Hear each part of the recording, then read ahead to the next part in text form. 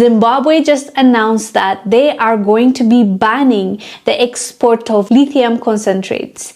And that, my friends, is going to be a huge deal because lithium is a highly valuable metal used in a wide range of modern technologies and industries, with its most critical applications being in energy storage and electronics. The number one thing lithium is used to make is batteries. We all use batteries, correct? In our smartphones, in our laptops, in solar energy storage systems, in power banks, and so on. But the second thing, and I think the one that will get or hit the West the most, and China as well, is the fact that lithium is used to make electric vehicles. And as you know, electric vehicles are heavily being pushed on us in 2025, and a lot of people are already buying these electric cars. And what do electric cars need to work?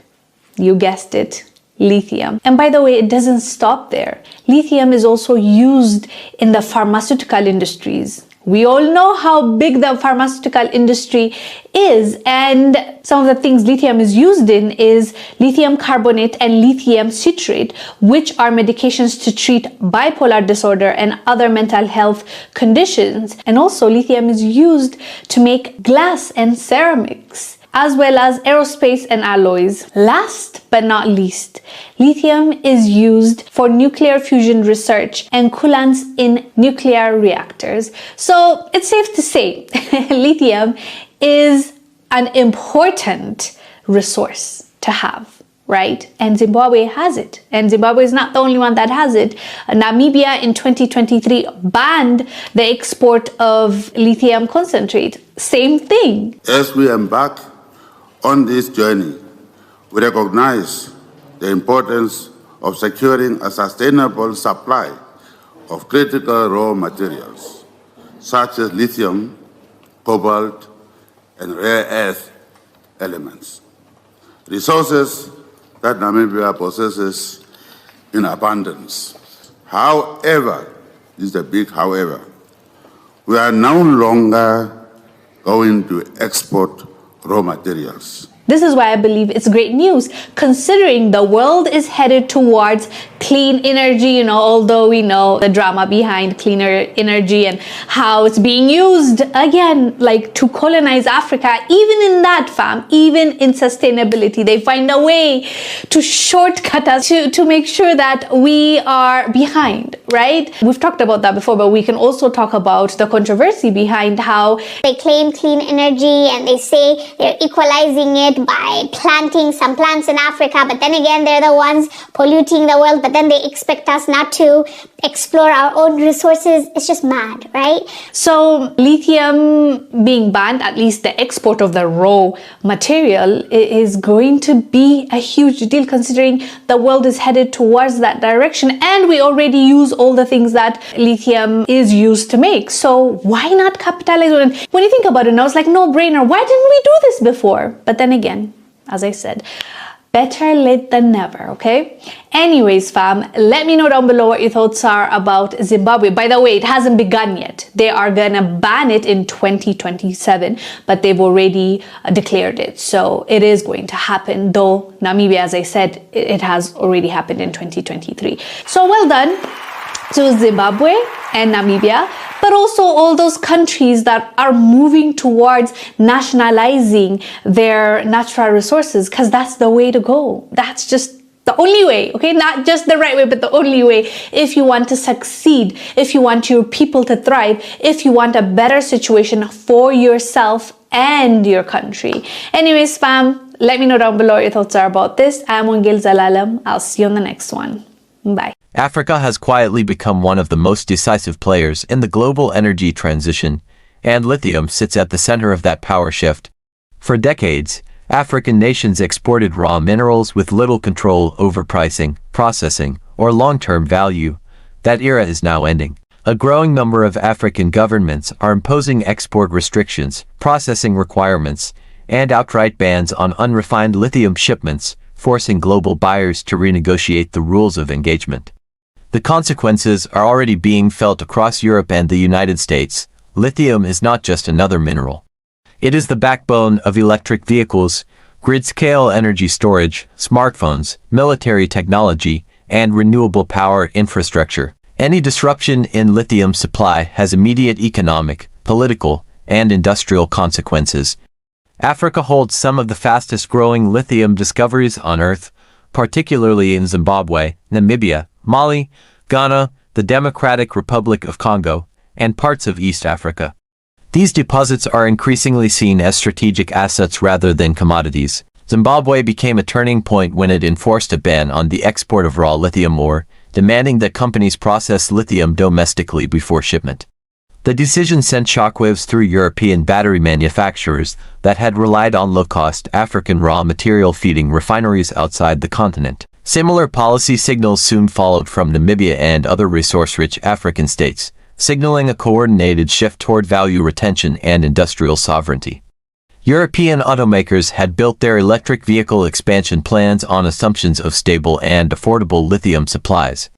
Many of those plans depended on African exports being processed in China or Europe at minimal cost. When African governments began tightening export rules, lithium prices reacted immediately. Battery-grade lithium carbonate and hydroxide prices surged, squeezing margins for EV producers already facing inflationary pressures, energy price volatility, and slowing consumer demand. The European Union has publicly acknowledged its vulnerability. Despite ambitious green transition goals, Europe remains heavily dependent on imported raw materials. Africa's move to assert control over lithium exposed to structural weakness. Battery factories in Germany, France, and Scandinavia began reassessing supply chains, while policymakers in Brussels scrambled to accelerate alternative sourcing agreements and recycling programs that remain years away from scale. In Washington, the reaction was equally intense. The United States has framed critical minerals as a national security issue, linking lithium access to defense readiness and technological leadership. Africa's resource nationalism challenged long-standing assumptions that raw materials would always flow outward with minimal resistance. American firms invested in African mining projects suddenly faced new compliance requirements, processing mandates, and renegotiated contracts. China, by contrast, had anticipated this shift earlier. Chinese firms invested aggressively in African lithium refining facilities, positioning themselves as partners in local value creation rather than just buyers of raw ore. This strategy allowed China to maintain influence even as export bans tightened. The contrast between China's industrial diplomacy and Western hesitation became increasingly visible. African leaders framed lithium policies not as bans, but as economic corrections. For decades, raw mineral exports generated limited revenue while environmental and social costs remained local. Processing lithium domestically offers job creation, technology transfer, tax revenue, and long-term industrial development. Governments argued that without such measures, Africa would once again miss the opportunity to benefit from a global technological revolution built on its resources. The ripple effects extended beyond automotive manufacturing. Energy storage projects across Europe faced delays as battery costs rose. Grid stabilization plans tied to renewable expansion became more expensive. Even consumer electronics manufacturers felt pressure as supply contracts tightened. Lithium, once abundant and cheap, had become a leverage point. Financial markets reacted cautiously but clearly. Mining stocks tied to African lithium surged, while European battery firms faced valuation pressure. Analysts began factoring geopolitical risk into mineral supply forecasts. Africa was no longer treated as a passive supplier but as an active regulator of strategic resources. Political reactions followed economic ones. European delegations increased diplomatic engagement with African capitals, emphasizing partnership language and mutual benefit. Trade missions promised infrastructure investment, technology sharing, and training programs. The tone shifted from extraction to collaboration, though skepticism remained high among African policymakers who had seen similar promises before. Within Africa, public opinion strongly favored the new approach. Citizens increasingly demanded accountability for resource wealth that had historically enriched foreign corporations more than local communities. Lithium became a symbol of a broader awakening across the continent, one that extended beyond mining into energy, agriculture, finance, and technology. The United States responded by accelerating domestic lithium exploration and refining initiatives, but these efforts face regulatory, environmental, and timeline challenges. Building a resilient domestic supply chain takes years. In the meantime, African decisions continue to influence global markets in real time. The strategic implications are profound. Control over lithium affects not only economic growth but military readiness, energy independence, and geopolitical alignment. African countries are now in a position to negotiate from strength, choosing partners, setting conditions, and shaping the future of clean energy supply chains. This moment represents a structural shift rather than a temporary disruption. As demand for lithium continues to grow, Africa's role will only become more central. The era of unchecked raw material extraction is fading, replaced by a more assertive, policy-driven approach to resource management. Europe and the United States are learning a difficult lesson. The green transition cannot succeed without stable, fair, and mutually beneficial supply chains. Africa's lithium policies are forcing a reckoning, compelling global powers to confront the reality that resource control now lies increasingly with the source. The outcome of this shift will define the next decade of global industrial competition. Whether it leads to genuine partnership or intensified competition depends on how global powers respond. What is already clear is that Africa has changed the rules, and the world is adjusting in real time. You've been watching Echoes of Africa, where every story carries the sound of tomorrow. If this moved you, subscribe now, like, and share so Africa's voice never fades into silence.